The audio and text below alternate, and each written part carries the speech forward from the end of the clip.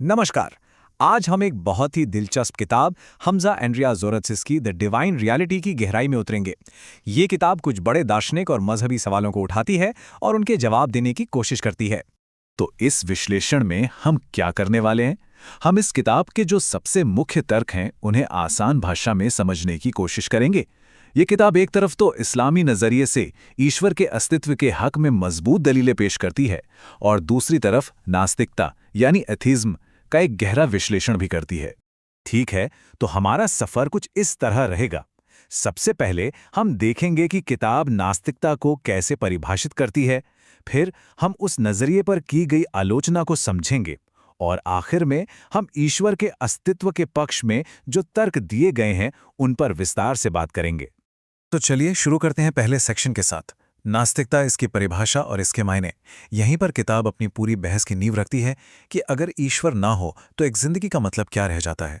तो ये किताब एथीज़म को कैसे देखती है? देखिए, सीधे साधे शब्दों में इसका मतलब है वो इंसान जो आस्तिक नहीं है। लेकिन किताब के मुताबिक बात सिर्फ यहीं खत्म नहीं होती।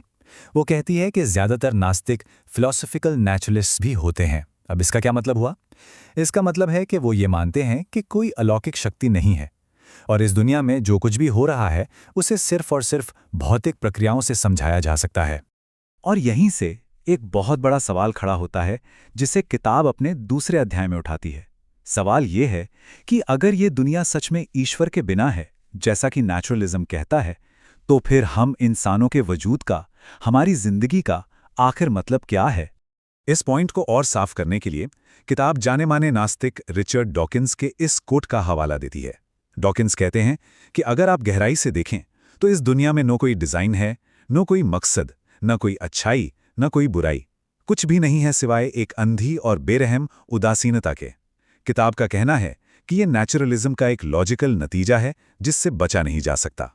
अच्छा, तो अब हम नास्तिकता के नतीजों से आगे बढ़ते हैं और देखते हैं कि ये किताब उसकी बुनियाद पर ही कैसे सवाल उठाती है।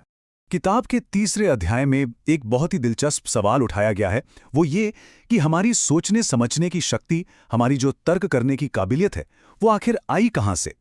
देखिए, आस्तिक नजरिए से देखें तो ये हमें एक ऐसे ईश्वर से मिली है जो खुद सब कुछ जानने वाला है, इसलिए हम अपनी तर्क शक्ति पर भरोसा कर सकते हैं। लेकिन नास्तिक नजरिए के मुताबिक हमारी यही काबिलियत अंधी, बेतरतीब और अतार्किक भौतिक प्रक्रियाओं की देन है। इस दुविधा को समझाने के लिए किताब एक शानदार मिसाल देती है।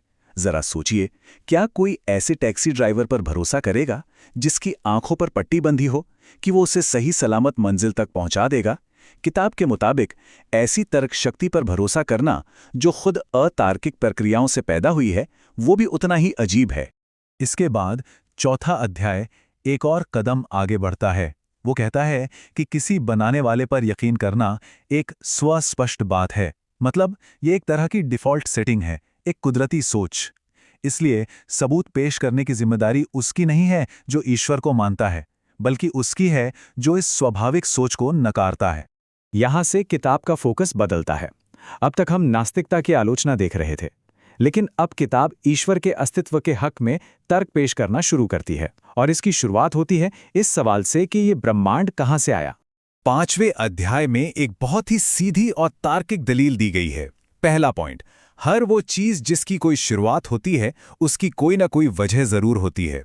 दूसरा पॉइंट, आज विज्ञान भी ये मानता है कि हमारे ब्रह्मांड की एक शुरुआत हुई थी। तो नतीजा क्या निकला? नतीजा ये निकला कि हमारे ब्रह्मांड की भी कोई वजह होनी चाहिए, एक ऐसी वजह जो खुद बिना किसी वजह के हो। अब जो अगला तर्क है वो इस बात पर निर्भर नहीं करता कि ब्रह्मांड की कोई शुरुआत हुई थी या नहीं। ये एक अलग विचार पर आधारित है जिसे निर्भरता या डिपेंडेंसी का तर्क कहा जाता है।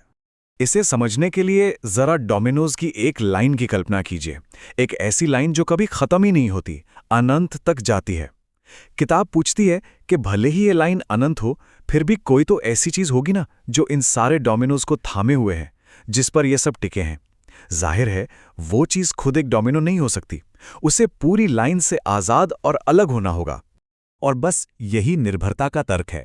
हम अपने आसपास जो कुछ भी देखते हैं वो अपने वजूद के लिए किसी और चीज पर निर्भर है। ये निर्भरता की चेन हमेशा के लिए नहीं चल सकती। इसे आखिरकार किसी ऐसी हस्ती पर जाकर रुकना ही होगा जो किसी पर निर्भर नहीं है। एक ऐसी हस्ती जिसका वजूद खुद ब खुद जरूरी है। किताब इसी हस्ती को ईश्वर कहती है।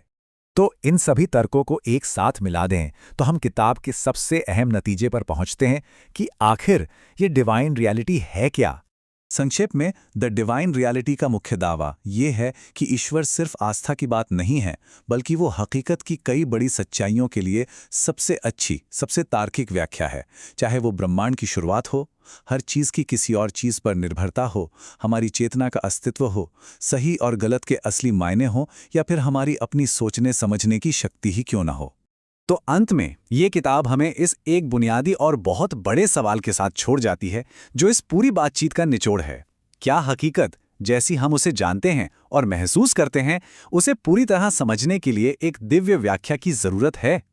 ये किताब तो एक मजबूत हाँ में जवाब देती है, और इसके तर्क हमें यकीनन इस पर और सोचने के लिए मजबूर करते हैं।